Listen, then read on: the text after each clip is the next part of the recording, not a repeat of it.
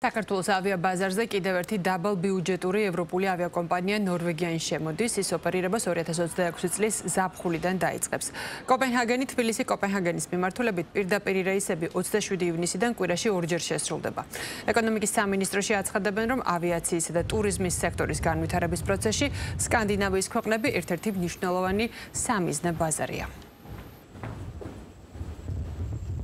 ეს არის ნამდვილად ისტორიული მოვლენა, რადგან აქამდე დედაქალაქებს შორის არ განხორციელებულა პირდაპირ ავიამიმოსვლა.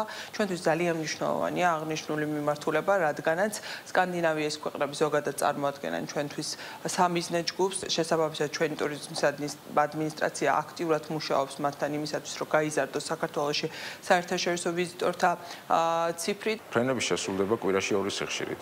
კოპენჰაგენი, თბილისი, კოპენჰაგენის ფრენები ხელს შეუწყობს დაკავშირებული იყოს ჩვენი ორი ქვეყნის დედაქალაქი ერთმანეთთან პირდაპირ ფრენებით. რაც მნიშვნელოვანია როგორც ტურისტული, ეკონომიკური და კულტურული კავშირების გასამყარებლად.